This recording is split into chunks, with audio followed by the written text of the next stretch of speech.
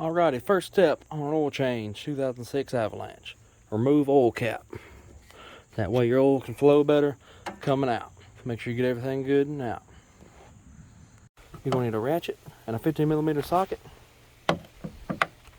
and then or a wrench, whichever you prefer.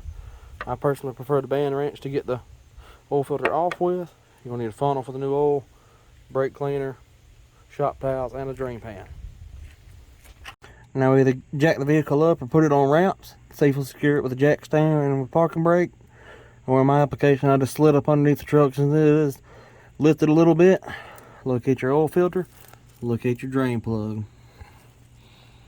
Put your ratchet or wrench on your drain plug and bust it loose.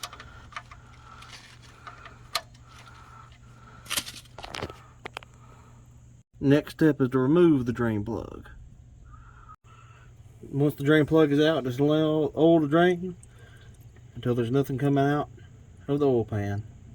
Once it just has a slow drip, you're good to go ahead and put the plug back in. I've already busted it loose, but then just bust loose your oil filter.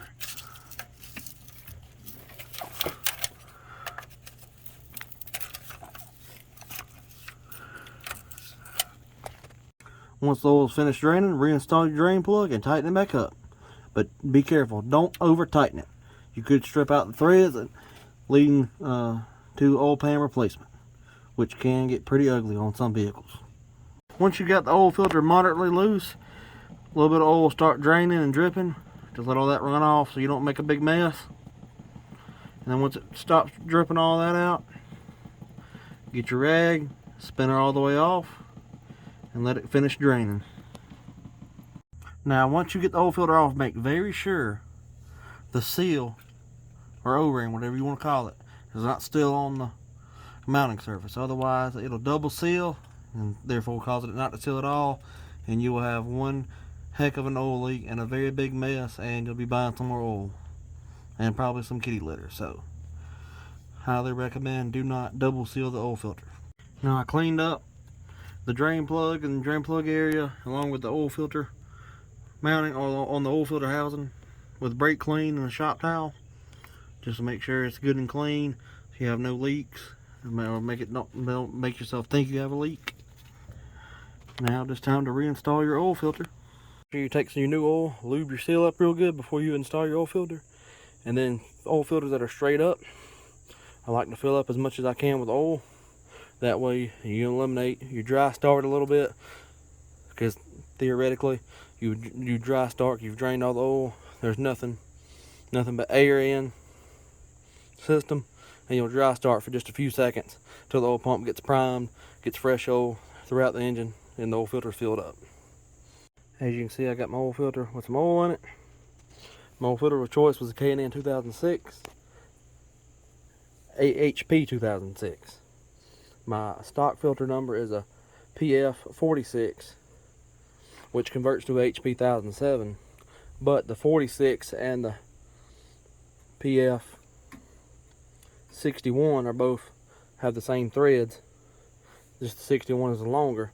So I found a vehicle with the 61 filter and found the K&N filter for it. Just used it, that way I have a little bit deeper filter as opposed to that small filter you saw me pull off. Just a little bit more filter, and definitely not gonna hurt anything, not help it just a little bit. Once you got the filter on, just get it good hand tight, and then take your wrench and then give it a good half a turn past hand tight. That way it's good and tight, but not over tight. So the next man or next time you do it, you're not cussing yourself, throwing a fit, and risking just a big old giant mess. My oil of choice is Pennzoil 10W30 full synthetic. And then for my additional quart, I'm using some Lucas oil stabilizer. My machine shop recommended it for my engine, so if machine shop recommends it, you gotta have it for the warranty, for initial break-in.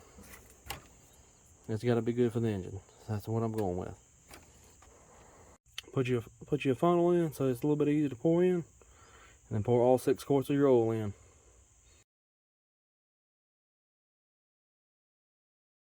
For easy disposal, you can just take it straight to your recycling center or parts store, dispose of it there, or pour it back in your bottle. Easier way to transport it, might risk of getting oil everywhere in your car or truck. Next step is to reset your oil life. You turn the key on. Gas pedal to 4 3 times. 1, 2, 3.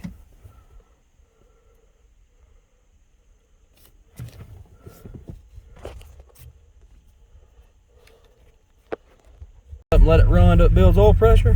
Shut it back off.